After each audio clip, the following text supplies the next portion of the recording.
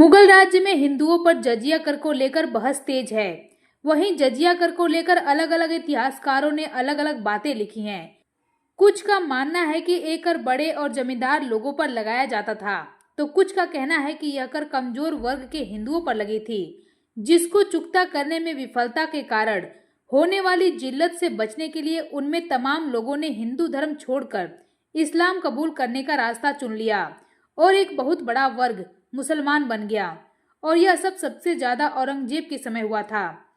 वहीं औरंगजेब ने मुगल साम्राज्य के विस्तार के मुद्दे पर उसने अपने पुरखों को भी पीछे छोड़ा और लगभग 50 साल तक सख्ती के साथ शासन किया, क्रूरता की नई इबादत लिखी, लेकिन उसकी ये नीतियां आगे मुगल साम्राज्य के पतन का कारण भी बनी। औरंगजेब के मौत के करीब 300 से अधिक साल बाद आज भी यह भारत के फिल्मों, किताबों से लेकर सेमिनारों, बयानों के बीच चर्चा का विवाद या केंद्र बना रहता है।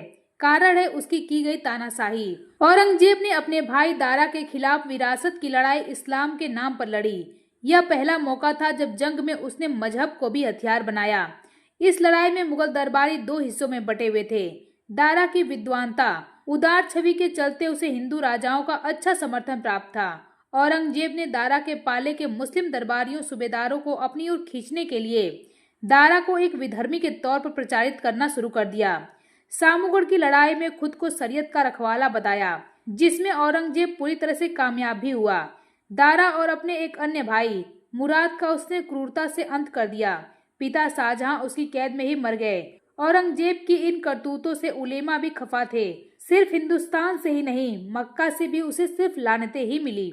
मक्का के शरीफ ने बाप के साथ बदसलूकी करने के चलते बरसों तक उसके भेजे तोहफे ठुकराते रहे।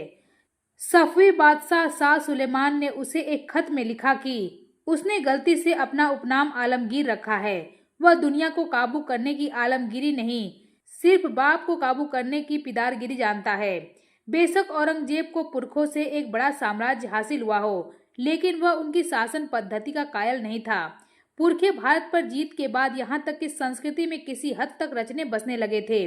उन्हें राज्य की स्थिरता और लंबे समय तक अपनी हुकूमत कायम रखने के लिए देश की मूल बहुसंख्यक हिंदू आबादी को साथ रखने के लिए तालमेल और उदारता जरूरी लगी थी। लेकिन औरंगजेब का मकसद इसे इस्लामी हुकूमत में बदल देने का था। इसके लिए उसने ताकत के साथ हर जाबेजा रास्ता अख्तियार किया।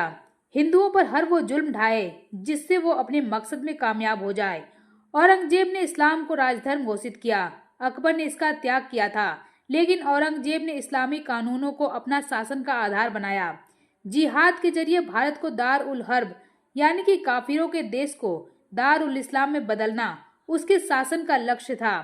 उसके लिए उसने गैर मुस्लिम प्रजा को राजनीतिक, सामाजिक, धार्मिक पहलुओं पर अधिकारों से वंचित किया। आर्थिक रूप से उन पर अतिरिक्त बोझ डाला। मुस्लिम धर्म प्रचारकों को राज्य का संरक्षण दिया, तो दूसरी ओर हिंदुओं के मंदिर को ध्वस्त करने, उनके तीज त्योहारों पर पाबंदियां थोप दिया।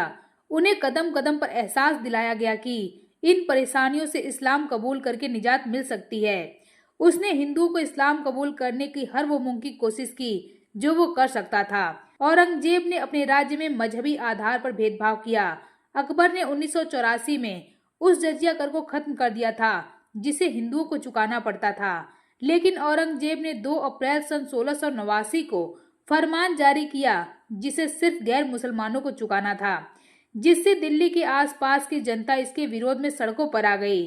यहाँ तक कि औरंगजेब के बेटे अकबर ने भी इसे हटाने की मांग की, लेकिन फिर भी औरंगजेब टस से मस नहीं हुआ और भीड़ के सड़कों से न हटने पर हाथियों से उन्हें कुचलवाने का आदेश दे दिया।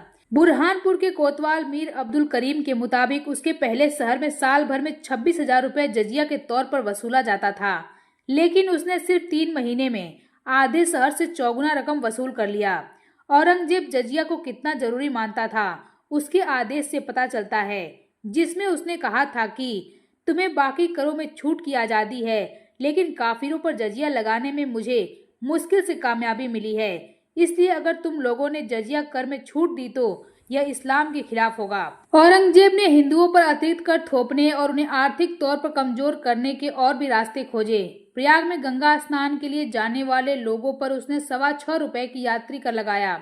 मुस्लिम व्यापारियों के लिए उसने चुंगी खत्म कर दिया, लेकिन हिंदू व्यापारियों पर 5% चुंगी लगा दिया। हिंदू अमीनों और पेशकारों को नौकरी से निकालने का हुक्म दे दिया। हालांकि पर्याप्त योग्य मुस्लिम कर्मचारी न मिलने पर उसने एक मुस्लिम के साथ एक हिंदू पेशकार रखने की छूट दी।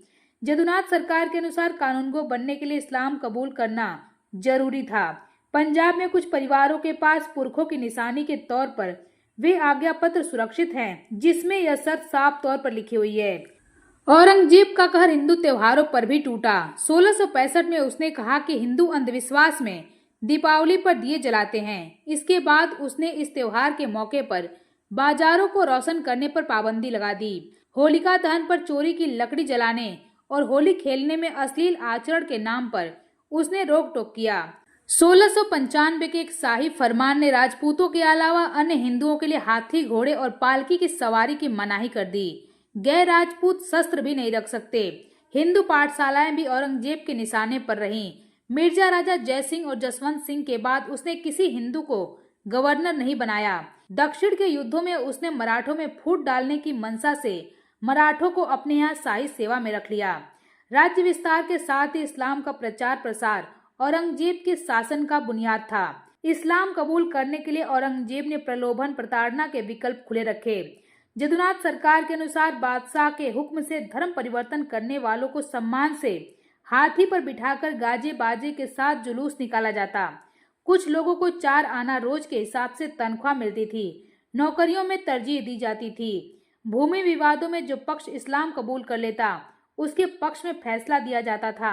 आपराधिक मामलों में भी छूट का यह आसान उपाय था। दूसरी ओर प्राणों का भय दिखाकर जाटों के विद्रोह के दमन के बाद उसके नेता गोकुल के परिवार को जबरन धर्मांतरण कराया गया।